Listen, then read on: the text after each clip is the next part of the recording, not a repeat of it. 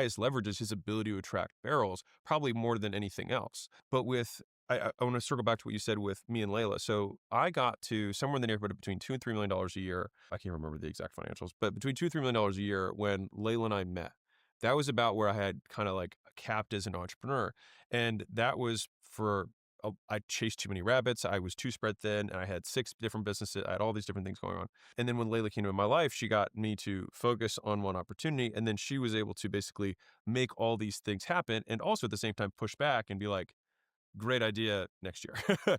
And that, from an order of magnitude perspective, that went from, I mean, you think about where we were there, $2 or $3 million a year as a solo entrepreneur, to adding one other barrel, then took us to 9 figures plus, right? And it's like, okay, and that's where with Sharon, it's like, okay, well, if there's two, and this is why Leigh was saying 1 plus 1 doesn't equal 2 or 3. It can equal, 11. It can be a huge increase in throughput.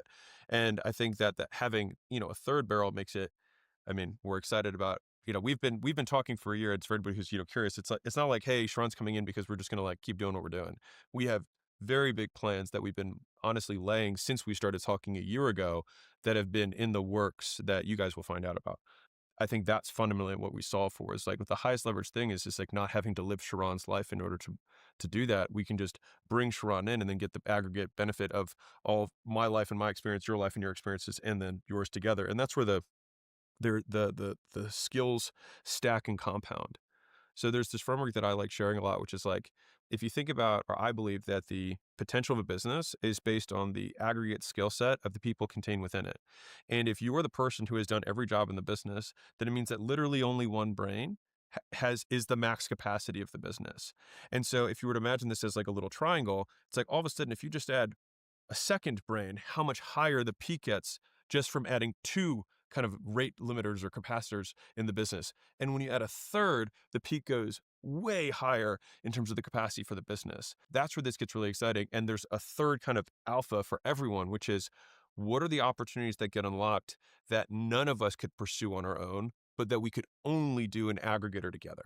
And I think that's where we get these more sophisticated and yet simpler. It's more complex to execute, simpler in concept outcomes that everyone can agree. Like, man, if we could just do this one thing, it could change everything. It's like, yeah, and that's where I'm like, yeah, we could change everything, and you guys are like, it will take more steps than that. But I think it's really powerful though for the person listening and watching to kind of decode a little bit of what Alex and Leila just shared, is that we've experienced this, and I really, one of my favorite things about being an acquisition.com is this, where we could have a chat about something and then Leila will say, I got it.